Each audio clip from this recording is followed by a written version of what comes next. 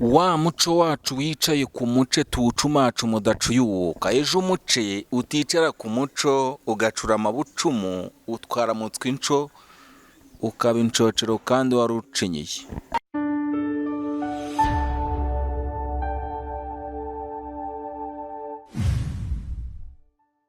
Ni mu kiganiro umuco urubyiruko inkingi y'iterambere ry'igihugu cyacu. Aka kanya rero tubashije kwakira umutumirwa tugira ngo atangira twibwire, atubwire amazina ye. Amazina yanjye ni Emmanuel Imanidufashe, nkaba nkuriye abanditsi ba muzika mu Rwanda. Uyu mugabo ubona turi kumwe ntabwo ari umugabo woroshye, ni umugabo ebana w'igihangange mu bintu bya muzika nyarwanda, ndetse nakubwira ko nawe ari ku ruhembe. Ese ubishobozwa n'iki kugira ngo nibyo wabashije kwiga, ni impano yawe, byaje bite?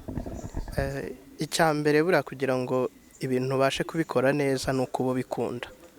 Ni ibintu nkunda cyane kandi numva nakora mu buzima. Ikindi noneho hariho n'igihe umuntu agira amahirwe yo kubyiga, nkaba narabyize bigatuma mbasha kubikora neza. Numva iyo ukora ikintu wize ukanakigiraho n'ubundi bumenyi biragukundira cyane. Nawe se wumva waba umusemburo ku iterambere ry'igihugu cyacu ubinyujije muri muzika? Birashoboka cyane, ni nayo ntego numvaga mfite, kuko umuziki wacu hari ibice bimwe na bimwe wagiye usiga inyuma kandi dukwiye nabyo kongera kwiyibutsa. Igice cyane cyane kijyananye n'ubwanditsi bwa muzika. Turaririmba, turahanga nibyo, ariko bya bihangano byacu nyuma byandikwa hehe? Ese hari uburyo mpuzamahanga byandikwamo, ari bwo uburyo bw'amanota, ku buryo cya gihangano nugisiga, cya gihangano kirenga ku rwego rw'igihugu, ku rwego nasiyonari, rukajya ku rwego mpuzamahanga, ku buryo dushobora kubona abanyamahanga bari gucuranga umuziki wacu, bari kuririmba umuziki wacu nk'uko natwe turirimba ibihangano byo hanze. Ese umuntu utarigeze yiga ibintu bya muzika, utarize amanota, ushobora kumukorera nk'indirimbo ukayimwandikira kandi ukamuyobora mu manota? Birashoboka cyane, kuko mu ihuriro ryacu ubu twari twahereye mu gufata ibihangano biriho cyane cyane tukagerageza kubyandika mu buryo bubiri, mu buryo bw'amanota no mu buryo bwa lyrics. Twasanze n'icyo kibazo gihari cy'uko abantu benshi batazi ubwo buryo busanzwe bwa solfège, ariko abantu bagenda bazamuka mu gucuranga ibikoresho bitandukanye, za gitari n'ibindi. Dukora n'uburyo bwa lyrics bugendana n'amanota y'amacodes, ari amanota bita ama-accord, umuntu ashaka kubiririmba. Nihe ndirimbo izwi cyangwa se wenda izwi n'abantu benshi waba warakoreye amanota? Twakoze indirimbo nyinshi, ariko tugenda tuvugana n'abahanzi bamwe na bamwe, ku buryo tutavuga ngo twamaze gukorana amasezerano ku buryo ushobora kuyavuga cyangwa ushobora kubivuga, ariko umuntu yavuga ko tumaze gukora indirimbo zirenga 30, ndetse hakazaho n'indirimbo zijyananye n'umuco nyarwanda, n'indirimbo z'amateka zibungabunga umuco wacu ndetse n'amateka y'igihugu, kugira ngo ibyo byose bitazimira. Ese indirimbo yose burya mwashobora kwiha amanota? Indirimbo yose irashoboka kuba wayishyira mu manota, kuko ritme yose uko ikubita niko ijyana n'inota. Kwandika rero indirimbo iyo ari yo yose birakunda kandi birashoboka. N'igisupusupu wayiha amanota? Cyane rwose, upfa kubiririmba, upfa kuba ushobora kuba wayiririmba, ururirimbo urwo ari rwo rwose rugaragaza ko rushobora kujya muri wa muhundwanota w'amanota. Keretse ibaye idashoboka kuririmbwa, nibwo no gushoboka kugira ngo ujye mu manota bitashoboka. Ese hari nk'indirimbo ujye wumva wowe uri kumva wenda ica nko kuri radiyo, ukumva iyo ndirimbo irimo amadiyeze, irimo kontreta kandi yarasohotse? Cyane rwose bibaho, kandi umuntu arayumva, uretse ko nyine ni igikorwa turimo gukora, guhura n'abahanzi nk'uko nabikubwiye mu buryo butandukanye, umuziki wacu ukaba mbumbe unyuze muri ubwo buryo bufatanije. Akaba ariyo mpamvu numva leta y'igihugu yabitekereje neza ishyiraho inzego z'abahanzi, za nzego z'abahanzi nazo zikigiramo ubwazo amahuriro atandukanye kugira ngo umuziki nyarwanda noneho ugire ireme kandi noneho ubashe gusohoka wujuje ubuziranenge. Niba ntibeshye ubuhanzi bubarizwa muri Minisiteri y'Umuco, ni iki wabwira Minisiteri y'Umuco ku bijyanye n'ibihangano biri gukorwa n'uburyo ibihangano byafasha abanyarwanda gutera imbere, bakaba abakungu, bakaba abasirimu ndetse bakaba ibihangange?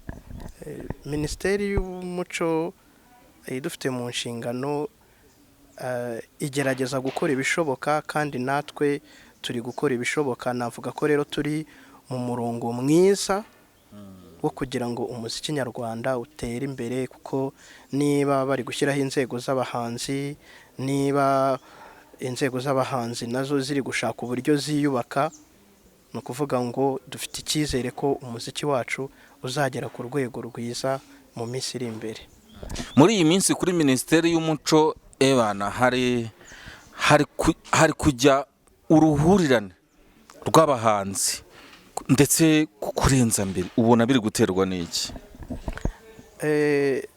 Mbere na mbere Minisiteri y'Umuco ni urwego rw'abahanzi. Turacyaganira n'umwe mu bagira uruhare rukomeye cyane kugira ngo niba tugiye kubona ibihangano bisohoka ari ibihangano byiza bifite umwimerere kandi bisohoka ari ibihangano byujuje ubuziranenge. Ese ni uruhe ruhare ujya ugira umwanya ugatekereza uburyo ki wazigisha urubyiruko ibijyanye n'iyo mpano yawe? Twarabitangiye ko ubu muri gahunda dufite harimo n'ubukangurambaga. Turabizi neza ko hari abantu bazi ibijyanye n'imyandikire ya muzika mu buryo bwa solfège tutari twageraho mu ntara zitandukanye, ariko ku bufatanye n'inzego zitureberera turateganya ko icyo gikorwa tuzagikora, bityo ihuriro ryacu turimo rikaguka, dore ko rifite umubare mutoya kubera ko twabanje kureba abari hafi ababyumva vuba. Murabizi ko inzego zigitangira ntabwo abantu bose babyumva kimwe, ariko tugahamya ko tuzakomeza ubwo bukangurambaga kugira ngo umubare mwinshi w'ibihangano bisohoka ubone n'abantu babyitaho mu bijyanye n'imyandikire yombi, yaba uburyo bwa solfège ndetse n'ubw'amagambo. Ubasha kubona se byibuze abantu benshi baza bakubwira bati twandikira indirimbo kuko turashaka gukora indirimbo ariko yagera ku rwego mpuzamahanga? Abantu umuntu yavuga ko bahari, kuko muri bamwe twamaze gukorana kandi bikagira umusaruro. Harimo indirimbo twandikiye Masamba Ntore, ni umuhanzi uzwi, twamwandikiye indirimbo bita Kanjogera, ndetse ku buryo yagize performance nziza yaba inaha ngaha ndetse no hanze. Abandi dukorana bya hafi hari indirimbo zo kwibuka z'umubyeyi Mariya Yohani, abantu benshi baramuzi mu bihangano bye. Hari n'abandi rero benshi baba abahanzi basanzwe twagiye tuvugana nabo, ba Dani Vumbi n'abandi, ku buryo twifuza ko icyo kintu cyaguka. Turacyari mu bukangurambaga n'ibintu bishyashya, turumva ko abantu nibamara kubyumva bakabisobanukirwa bizadufasha kandi nabo bikabafasha mu kuzamura umuziki nyarwanda. Hanyuma uwashaka nko kuguhamagara ngo umwandikira indirimbo yakubona ate, yakubona kwihe address? Ubu twari turi gukorera mu kintu kimeze nk'ihuriro, tutari twagira ama company ari privé ku buryo dushobora gutangira gukora biri privé, kuko twashaka kugira ngo tubanze duhurize abantu hamwe. Urumva niba ari ihuriro ndetse mu ihuriro rimwe mu mahuriro agize Federasiyo ya Muzika mu Rwanda, ntabwo twahita twihutira kujya gushinga amakampani yacu ngo dutandukanye imbaraga.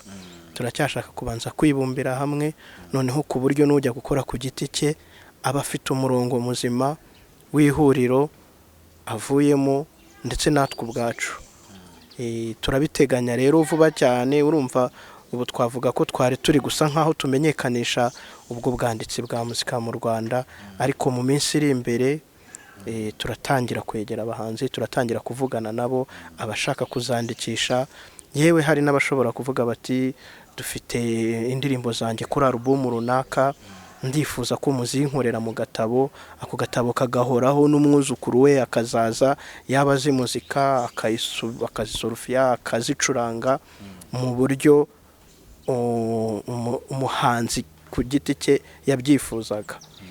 Bijyananye no kugira ngo duhangane n'iki kintu cya piratage cy'indirimbo, usanga umuntu agenda agafata indirimbo y'umuhanzi akayiririmba uko yishakiye, bagafata indirimbo za kera dusanzwe tuzi zigatakaza wa mwimerere. Twe rero turagira ngo tuzandike mu buryo bwa solfège, n'uza kuziririmba azagendera mu mujyo umwe n'uwo nyirayo yayihimbye.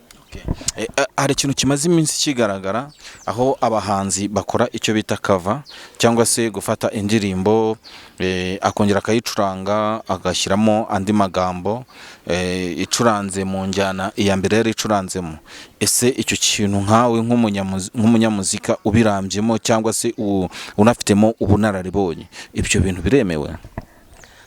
Biterwa n'uko abahanzi bumvikanye.